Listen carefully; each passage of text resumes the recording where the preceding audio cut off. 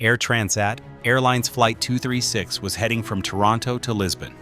It was midnight and the aircraft was cruising at an altitude of 39,000 feet over the Atlantic Ocean. Pilots faced this situation every day, and there was nothing unusual about it. But there was something in the aircraft that was about to change the entire situation in just a few moments. Here, let me tell you that even from an altitude of 39,000 feet above the Atlantic Ocean, the ground is not visible far and wide. There, the captain suddenly realized that the plane's fuel was about to run out.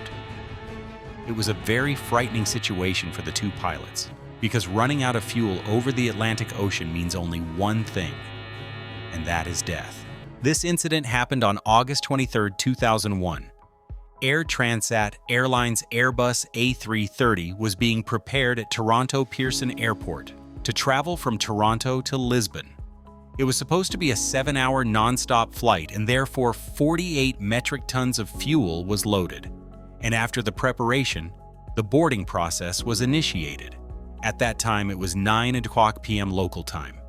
Flight 236 had a total of 293 passengers and 13 crew members, including 2 pilots, on board. The flight captain, 48-year-old Robert Piché, 16,000 hours of flight experience.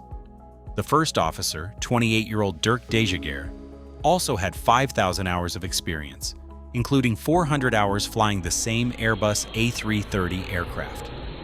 Talking about the aircraft, it was a state-of-the-art Airbus A330 model at that time, which was only 2 years old. All in all, there was neither any lack of experience in the pilots nor any fault in the aircraft. After completing all flight checks, the pilots taxied Flight 236 to the runway, and with ATC's clearance, they took off. After takeoff, the pilots steered the plane across the Atlantic Ocean toward Lisbon. Within a few minutes, the aircraft reached its cruising altitude of 39,000 feet.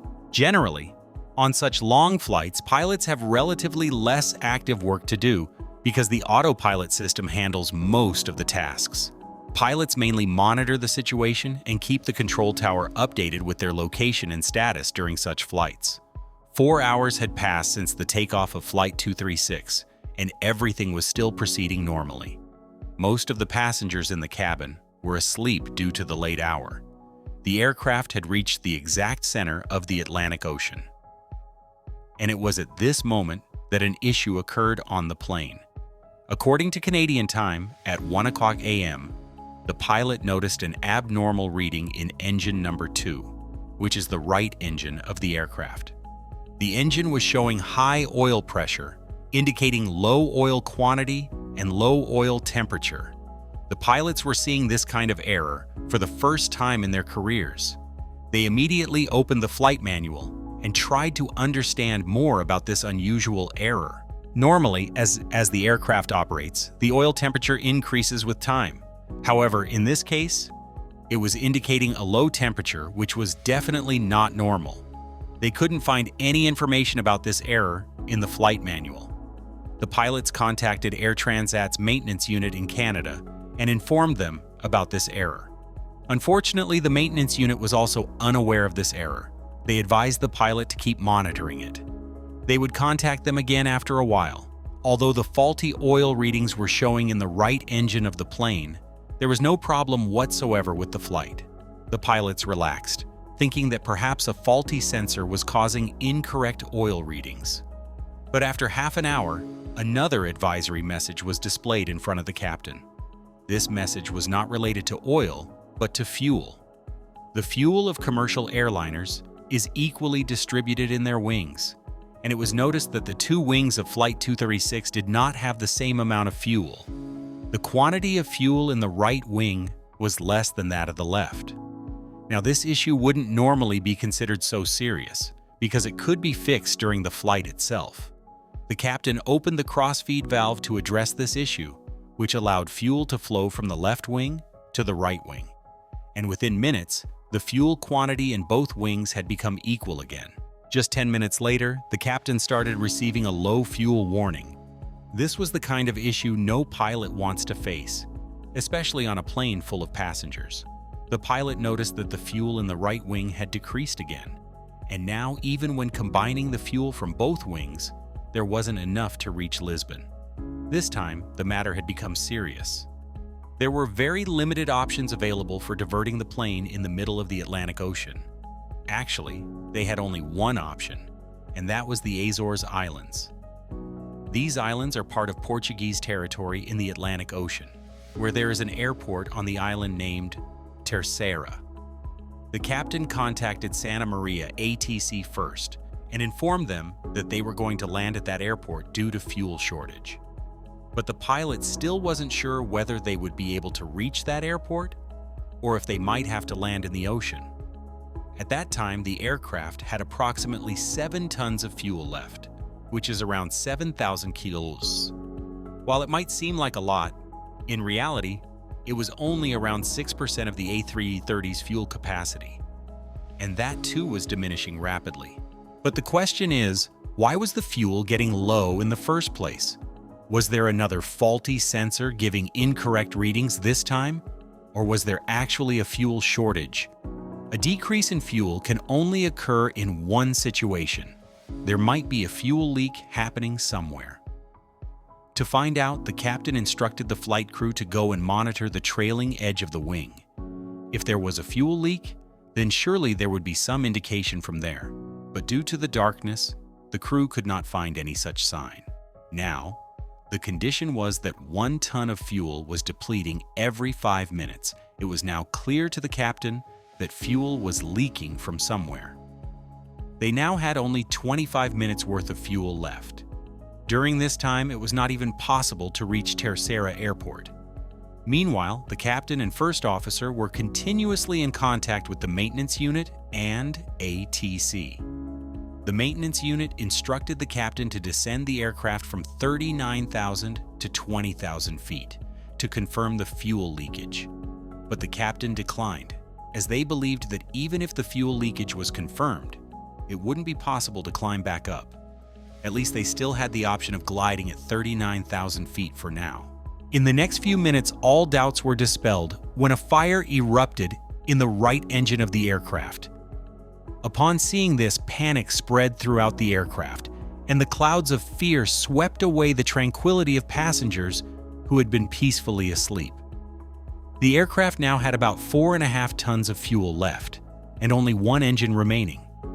With just one engine, it was not possible to continue cruising, so a gradual descent in altitude began.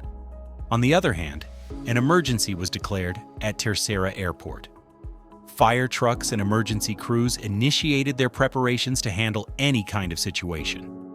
The aircraft, which was still 149.129 miles away from Terceira Airport, now had only 372.823 miles of fuel remaining. In the meantime, what was feared happened because the left engine caught fire due to running at full thrust, and now Flight 236 began gliding over the Atlantic Ocean without engines. Here, the captain's decision not to drop the aircraft to 20,000 feet proved to be absolutely correct.